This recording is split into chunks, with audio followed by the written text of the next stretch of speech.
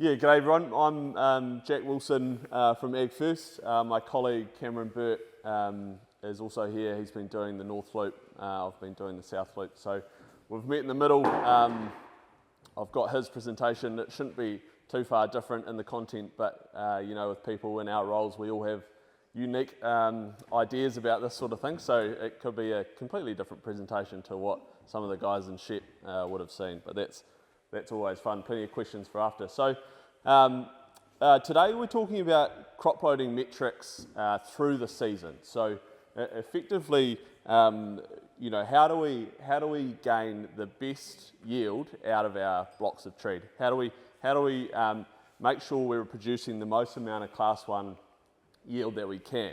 And so there's a number of points we'll cover. So the first one being which is the helicopter view of all this, is how our 3 P's influence our profitability, being production, pack out and price. The what, why and how of crop loading, going back to basics and looking at why we do it and how we, you know, what are the methods to be most efficient at it. The discussion around precision and carbohydrate efficiency, that's just touching on a little bit of the science, the basic science around crop loading and why we do it. The gut versus data debate or discussion, the impact on labour and profitability, some of the technology and tools out there to help us. It's not a fun job, it's not an easy job, but there are tools out there being developed that can help us. And then quickly touching on the block scorecard that Ross and JB came in winter and introduced, and we'll just, you know, reference it to this topic and how we can use it effectively. So why are we talking about crop loading in such a detailed manner? And it comes back to the difference in how we get the most profitability out of our blocks. With the OBA data just being completed, and those that participated should have their individual results very soon. But the OBA data continues to show us that the Class 1 production is the driver to profitability. Those 3 P's, production, pack out and price, are the things that are driving profitability in the most fundamental way. It's producing the highest volume of the highest value fruit. And the other part of that is the cost of it all, and the outcome out of it is we all need to be cost aware. That's obvious. We can't have blowouts. We need to know about them. So tracking your costs is really important, but it isn't the driver to profitability. It's maximising those 3 P's that are creating the benefit. And this, you know, Nick touched on it. I'll touch on it a little bit more, but won't drag on. What I mean by the 3 P's is, you've got the upper quartile range here, you've got the rest of the group average. Each of those 3 P's, rounding's great, 10% higher than the rest of the average. And so that's consistent. It's never just one that's up 20%, it's always all 3 that drive that difference in cash operating surplus. So you can see this difference in cost. Post-harvest expenditure is up. That's because the upper quartile are getting more fruit into a box. They're finding efficiencies, great efficiencies in labour. That's, again, like Nick said, it's being efficient with your dollar. It's being able to spend that dollar over more fruit that's getting the higher value. So the big difference between the upper quartile and the rest of the average, a big part of it is being able to set the target and know what the target needs to be when you get to market. So having an idea of what you're trying to grow for is the first step in being able to achieve what you want to achieve, right? So optimizing the amount of Class 1 fruit per hectare, hitting the market specifications. So like I say, knowing what the end target is, knowing what the consumer wants, whether it's big fruit or small fruit, which may change with export or domestic or loose fruit and packed fruit. Achieving the other block goals, so canopy growth is the big one in young trees. Having a target that's set that allows you to fill the canopy as quickly as you want to, but also produce the yield that you want to too. So that's why we do it. We need to be able to know what we're growing for at the yields we're growing for, so that we can put numbers to it and grow to those numbers. A little bit of the science behind it. So the science behind the crop loading and why we want to get to our number as quickly as we can is all about carbohydrate efficiency, right? So all of our trees have produced a good amount of carbohydrate in the winter and starting the season. That carbohydrate is being spent on what's left on the tree, so that which comes down to timing and accuracy. If we can leave the amount of fruit on the tree that we want at harvest early, means that the carbohydrate stored in the tree is spent on those fruit effectively. Same with accuracy. If we're get in early, but our target's at 150 or 120% of what it needs to be, that's effectively losing out on our carbohydrate efficiency as well. So getting the target down, getting it down early is the goal of carbohydrate efficiency and the science around the carbohydrate efficiency. So here's a graph with a trial I did last year that shows a crop loading trial. Effectively, it shows a low, a moderate, and a high crop load. You can't quite see the high one, but that's the one I'm talking about. So these were thinned at the same time. From a science point of view, I'm really glad they all started at the same point. But what you can see is from that day they were thinned, their size trajectory split. And so that emulates, that high crop load emulates getting the target wrong, but it also emulates getting the fruit count wrong as well. So you want a tree with 100 fruit, the count has gone out and counted 100 fruit, but there's actually 130 sitting on there. That's the effect of that. So you're having an instant impact on the fruit size at harvest because it is accumulative. If you get to January, which I think's around here, January, it's already well below the 8 ball, right? And it's almost impossible for that to catch up if you do any, reducing crop load would need to go well below crop load even for a chance to catch that up. So getting it right early is the best chance to your carbohydrate efficiency. I wanted to talk about the risk of going by gut. So there's a line there that the grower gut can be good and is probably good 70% of the time. But what data and crop loading is doing and using metrics is doing is protecting you from the anomalies. It's protecting you from the surprises that you get. And it's that thing that takes you from average to excellent, from that rest of the group average to the upper quartile number. So, for example, things that can go wrong, things like young trees, I think we've all got a block where we've been trying to grow it, we've overcropped it because we got too excited, didn't go by the numbers, and it stayed stunted. Very hard to get back, and it's a good example of that photo there. Mature trees, like the example I showed with the fruit size, you get it wrong, you're instantly impacting fruit size and colour, etc. You're potentially putting it in risk of vigor balances and biennial bearing fluctuations. And then you create risks when it goes wrong in terms of labour, where you get peaks and troughs over and above what you expect, which is the risk of growing by gut. So where do we start with crop loading? What's important in all of this messaging is that crop loading is important the whole way through the season.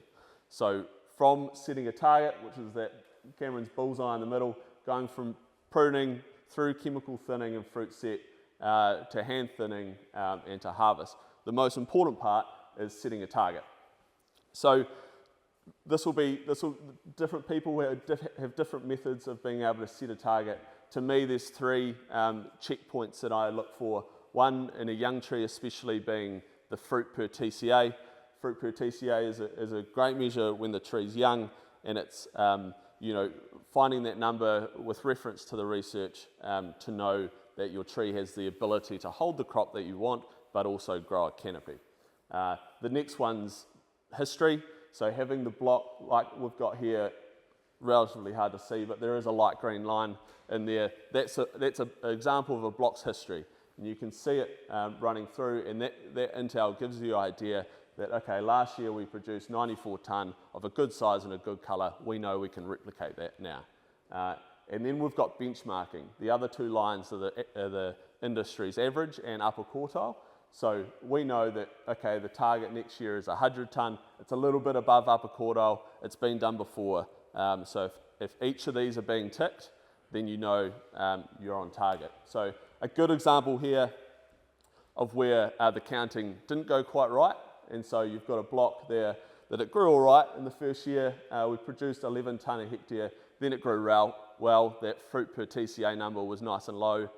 So then it grew well. We got excited and we didn't actually target to put 50 tonne on it. That was another example where we tried to put 35. The counting was wrong, and so it ended up at 50. You can see that next year it didn't grow at all, and since then it's been in a swing. So our target now is being able to use that history and say, okay, how do we, one, get rid of that swing, and how do we produce the most amount of Class 1 yield? So you've got the target, and then the crop loading starts from pruning. Arguably, pruning is the first cut of achieving that crop load, and in my opinion, you get this timing right, the crop loading through the rest of the season becomes so much easier. And so we're following that block through, and you probably can't see this, but effectively we've got 100 tonne.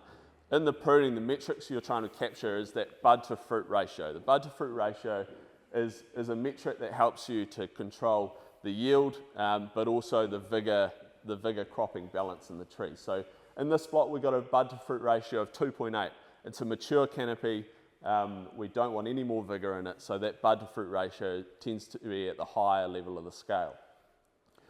Last year, it was sitting at 2.8 again, 94 tonne at 166 grams, 80% pack out. Sweet, we're good, it can do it. And the history says we can do it, and the benchmarking says we can do it, so that's good. So it means our bud per tree is 434.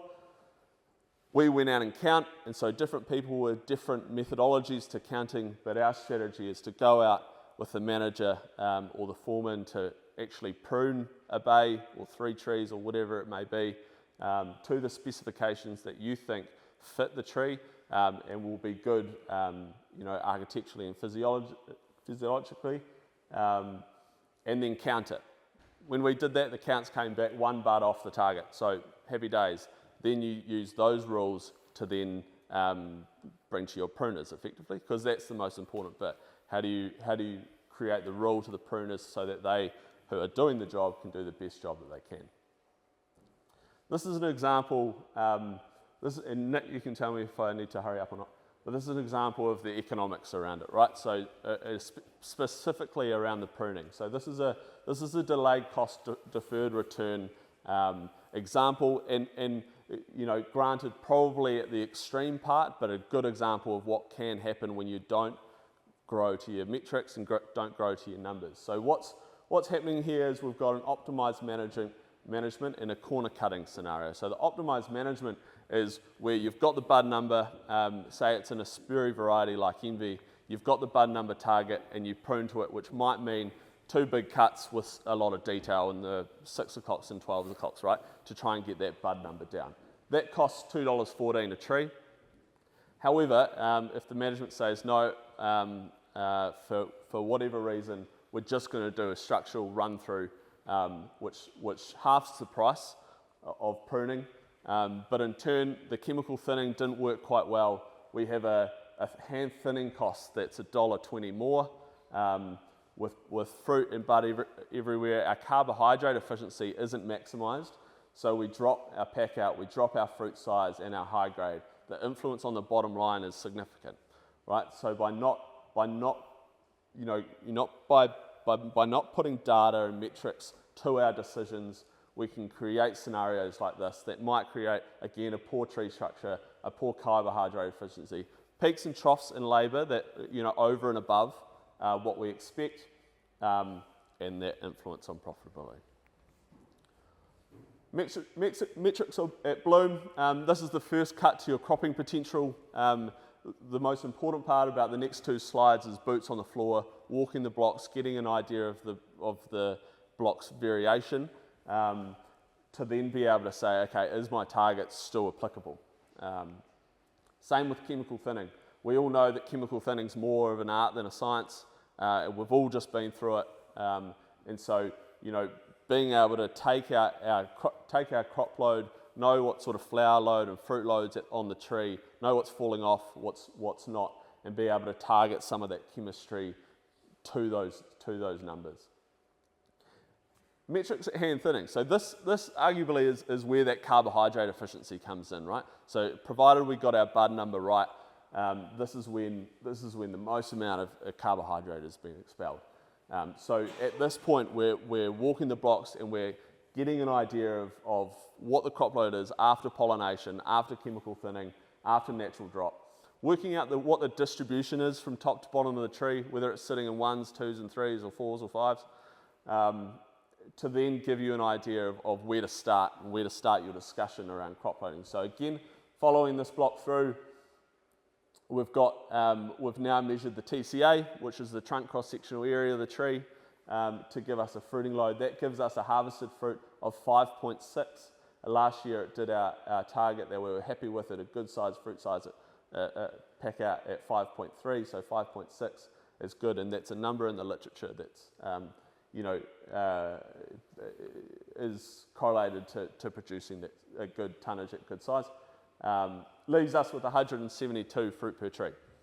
So again, we go out to our bay, or a different bay, a representative bay, count our trees, come back with a thinning instruction.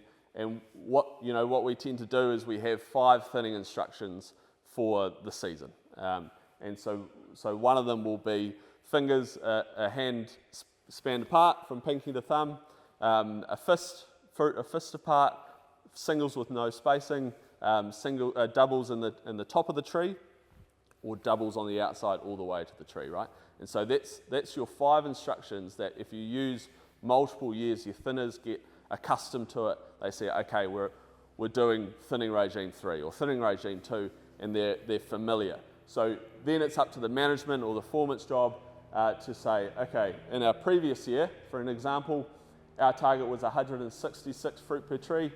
We thinned it to a hand span apart. It came back at 149 fruit. We thought, okay, we're missing a bit, so we changed it to a fist. That came back 154. So perfect, that's our rule. And then it's up to us to go to our workers and correlate or give that message so that they can do the best job. And then QAing, almost the most important bit. This is just a quick influence of the economics on that carbohydrate, late thinning, inaccurate thinning effect. You've got 2 blocks here that are both 80 tonne. This one was thinned right on time to the number. With everything else the same, we get a bottom line of $56,000 a hectare.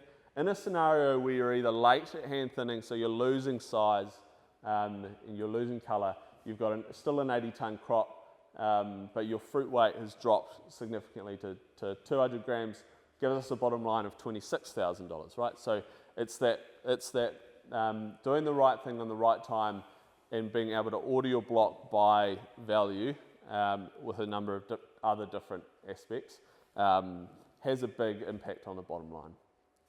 The last one is largely about closing the loop, is about harvest metrics at harvest, right? So being able to know how many bins came out of each block, getting feedback from the post-harvest, pack outs around colour and size to be able to import into your system so that you can get a full idea of the block. Everything's in context, so for next year's decision making, you've got everything you need to make good decisions. So this is quite an important point. Counting's hard. Counting's not fun, but it's a vital point in the chain, right? So, one bit of advice is if you've got a good counter in your business and they enjoy doing it, keep them and reward them because they are worth their weight in gold. But what it's doing is the main point is giving you the backbone of your decision making. It's taking away the gut feel and giving you something a peg in the stand. It allows your supervisors to give clear instructions and gives them responsibility, right? So it's a number that's not just been plucked, it's a number that makes sense with science and history and benchmarking, etc. So an important point. We've also got a lot of tools to assist. So a number that are being developed, a number that are good right now, but the one key part about this counting, and I talk about counting a bay. Counting a bay, if that bay is in here, it's creating a completely different rule that should be used in here, right? So representation in all of this is really, really important. So what some of these tools are doing is giving that representation, is giving you an idea of what's across the entire block rather than one tree at a time. So where you know you've got a very variable block and you don't have the scanning data, counting more trees is better, or having a person with the eye to know what the variability is to be able to pick those trees. In-season decision making, it's very well and good me saying, you know, everyone needs to be accurate and on time, so make sure your thinning's done by the 10th of December and then go on holiday, but that's just not possible, right? So there's a number of things in season you can do to prioritise your block. They're largely probably being done, but a few things are things like your chemical thinning response. If you've got a block out there that hasn't chemical thinned well, it's a variety that needs size and is potentially harvested early, that needs to be at the top of your list for hand thinning. A block that's chemically thinned really well, it is harvested late in the season, that can probably be down on the list. If you've got a new block, you know, a new set of graphs where you've got 15 fruit tucked in under there, they need to be gone as soon as you can to get the most out of your growth, to get the, you know, in a younger block, to get the best yield accumulation for them. So, and things like biennial bearing, keep an eye on the climate analysis and how things like GDDs are tracking compared to previous seasons, and use your historical data. And very quickly, another tool that was introduced in winter by Ross and JB is the block scorecard. So more at a strategic block level, but a tool for you to be able to use to say, okay, more specifically in this point, where you can rank the ability to improve your profitability in a block. If you've got a block that's stunted, it's not producing very much, it's a variety that doesn't make a hell of a lot of money, so your improved score is quite low, that again, you can reference that into your prioritization strategy. So take homes, crop load is a critical driver of profitability, and a key point where maximising those 3 Ps. This is crop loading is one of those fundamental things that change the influence of those 3 Ps, right? Which is going to give you the most effort and the most bang for buck. Be accurate and be data driven. The one key that I haven't touched on is the the systems out there that, you know, where do you put all this data? There's a number of systems that you can use.